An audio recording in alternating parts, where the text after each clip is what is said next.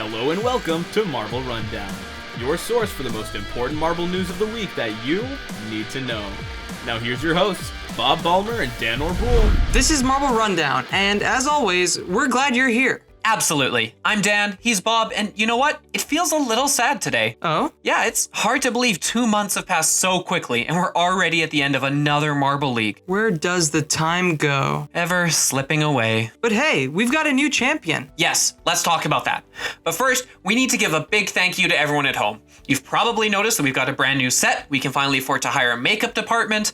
Our producer decided to upgrade our budget because of all the great ratings we've been getting so far.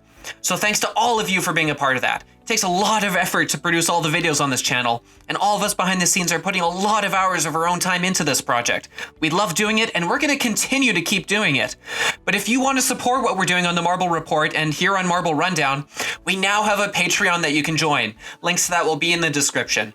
Thanks so much for all the support you've given the channel, and we're all looking forward to what the future holds. Well said, Dan. And now it's time for everyone's favorite segment. You blew it, Dan. And wow, do we mean favorite. Clearly you all took the request to nitpick to heart. Glad you're all enjoying this fun at my expense. While last week's show was a marked improvement, nearly everyone caught one significant error. Let's play it back. Only 2 teams still remain without a medal this year, the Bumblebees and the Green Ducks. Come on, Dan. The Bumblebees just won a medal in the high jump. Maybe you meant the Hornets instead? You blew it, Dan. Keep at it, folks. And don't you worry, Dan. We'll make a professional out of you yet. I mean, we also had comments about you. You said your Rangers were ahead by 10 points. So how about that marathon? Crazy, right? Thanks for that, Bob. So of course, big news of the week was the crowning of the Marble League champions Savage Speeders.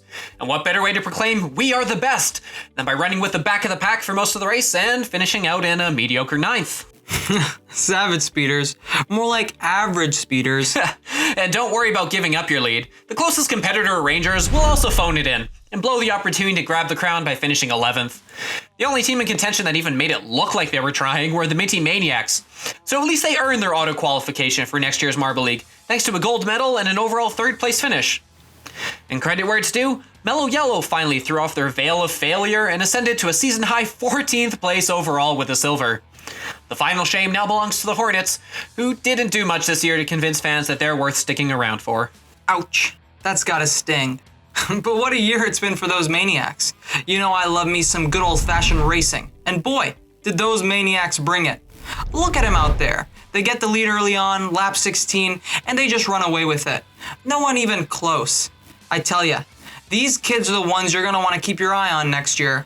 Took a year off in the league, came back strong this year, and I tell you what, you're going to be seeing great things from them in 2021. I'm sure we will. But hey, at the end of the day, the Savage Speeders were amazing in the final stretch, put in the effort, and did just what they needed to hold on to 1st place.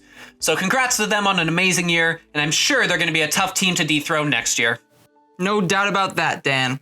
Alrighty, what's up next? Before we move on, I want to touch on the significance of this marathon being the last event of the season. I mean, we all know the final event in a season can be an emotional roller coaster. So what makes the marathon special, Dan? It's all about the fervor teams bring to the event. Ooh, fervor. Haha.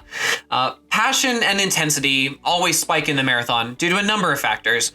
First off, going into the event, teams know exactly how much power they have to affect their final results. They know the best they can finish, and they know the worst they can finish.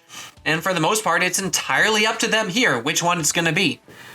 Think, for some teams like the Hornets, this might be their last event in the Marble League for a while. And for other teams, the marathon could be their last chance to show their fans there's hope for next year. If I can wax poetic for a moment, the marathon is the perfect metaphor for endurance and the ability to bring it all home. It's long, it's grueling, but it's what these athletes live for. It's the end of the Marble League, dagnabbit. I totally get it. This event's a team's last chance to leave it all out there, to do what they do best, to scream down the track, and to fight for glory, gold, and country. That's a nice way to put it, Bob. Thanks, Dan. On that note, what's up next? Closing ceremonies. Oh, closing ceremonies! Man, this is just what it's all about. Sports marbleship, camaraderie, the love of the game. It's beautiful stuff. And you gotta love that shot at the end of the Rangers and Savage Speeders gathered around the trophy in a show of unity. Honestly, the whole ceremony was the perfect blend of whimsicality and substance. And that special thanks section of the credits. Best part of the show, if you ask me. Absolutely. I guess for the thanks, your welcome is due. You're very welcome, Yelly and team. Great end to one chapter. Let's look ahead to the next. So right there at the end, they let the big announcement drop. The Crazy Cat's Eyes are going to be hosting next year. Yeah, we had a few people in our fan base who were calling for it to be them. Smart folks. So that leads us nicely actually into our crystal ball segment, where we'll try and figure out what kind of twist the Crazy Cat's Eyes are going to be putting on next year's events. Yeah, every year we see the host team feature their own specialized games. Snowballs gave us a number of snow and ice events. We saw a lot of fun water events with the Oceanics last year, and then a lot of space and science themed stuff from Galactic this year. Well, I think there's only one way you can go with this. Now hear me out. Live cats. It would be hilarious. The chaos that would ensue with letting actual cats interact with the teams. I love it. The team hails from North Africa, so I wonder if we might see more of a sand theme across events. Boring. Give me live cats any day of the week over sand. Who says we can't have both? Well, we'll certainly see for ourselves eventually. Since it's on topic, let's hop straight to the question of the day. What do you guys think we'll see out of a Crazy Cat's Eyes hosted season? Tell us what you think in the comments using the hashtag QOTD. So we're going to take a quick break now, but we'll be back with the Marble League Showdown, comments from you, the viewers, and much more. Don't go anywhere.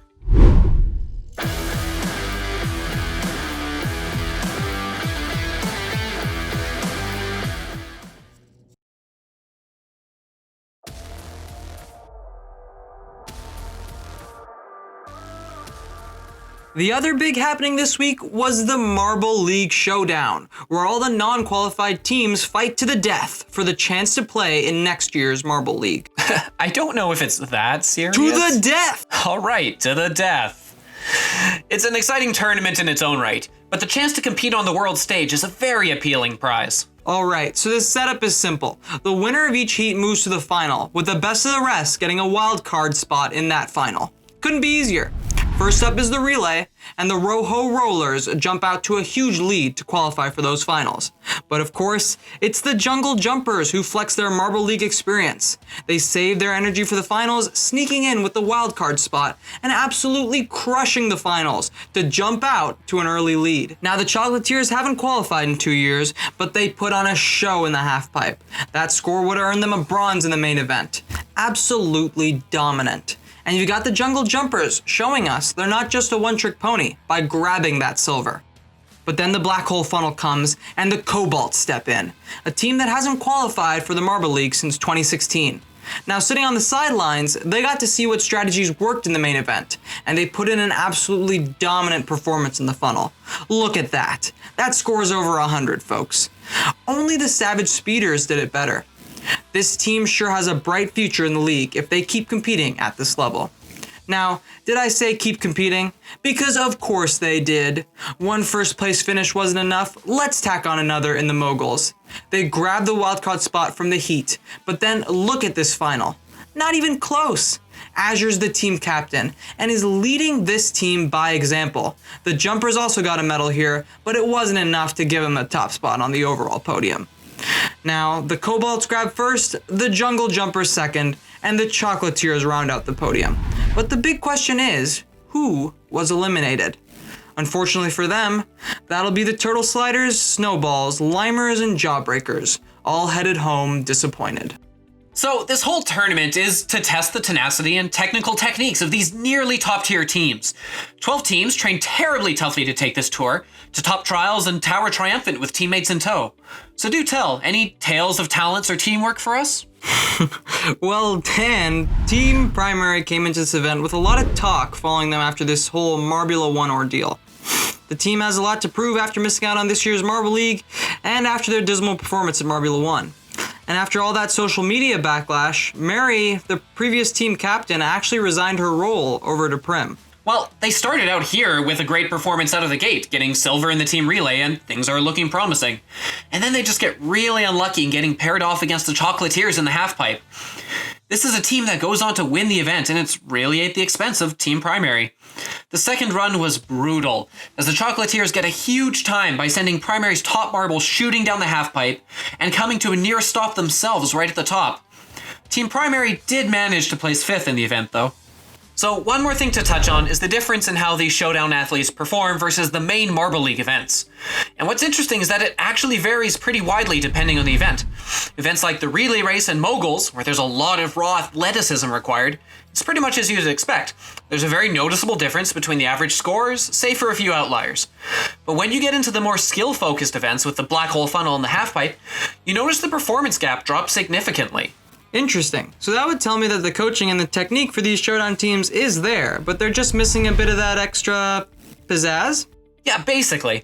Whether it's just natural athleticism or more time spent in the gym, it does seem to be the biggest factor keeping these teams from the big leagues. Up next, giving us a closer look at one of the Showdown's top performing teams is Drew Discman with today's Team Spotlight. So the team that raised the most eyebrows this showdown was definitely the Cobalts. The Jungle Jumpers finished a close second, but they came into this tournament expected to do well, given their track record in the Marble League and their near miss in this year's qualifiers. So the Cobalts have had a really tumultuous off-season. They've had a number of young athletes over the past few years, but they haven't had that real veteran presence to be able to turn that into legitimate success in Marble League qualifiers. The team has previously put some of the blame for these issues on a lack of funding, but that need seems to have been filled by the purchase of the team this year by one of the team's original members, Dodger. We can't say definitively that that's been the difference this year, but it's hard to argue with the immediate results. Obviously, the 2 goals were huge for the team, but they also had consistent results in the other 2 events, showing that they've done a lot to better their overall play instead of just specializing on a few key events. That's the sort of thing you need to be able to see from a team intent on competing at a Marble League level. And talking about playing at a high level, these scores they put up rank right up there with some of the best we saw from the main teams in the Marble League lineup. Obviously, the competition plays a factor in some events, but it's impressive stuff nonetheless. So obviously, there's still a lot of time to go before the 2021 Marble League, but if this showdown was any indicator, I think the Cobalts have certainly given the Marble world reason to sit up and take notice. This has been Drew Discman, TMR, Polaria. From the fan. So last week we asked you all for your predictions of who would be chosen for host, and we had a number of great ideas for why different teams should do it. Oh, definitely. For example, Jacob Tang here had some great ideas for dark-themed events from the Midnight Wisps. Yep, and JFC Marbles thought that the Green Ducks could add some unique flair with flight and water-based events. Yeah, but at the end of the day, it was the Crazy Cat's Eyes, and a number of you did call that, including this fellow. And in case you're wondering, yeah, he did it. We here at TMR don't endorse this sort of thing, but if you want to check out his video, there's a link in the description. Well, that's one way to drink Pepsi, Dan. Although after watching that, I'd rather have a Coke. Want to be featured in next week's Marble Rundown? You know what to do. Get down in those comments and let us know what you think we'll see from the Crazy Cat's Eyes next year. Be sure to tag your predictions with hashtag QOTD. That's right, and don't just leave one comment. Dan gets a notification on his phone every time there's a comment on the video, so feel free to just harass us with those comments. Bob, stop.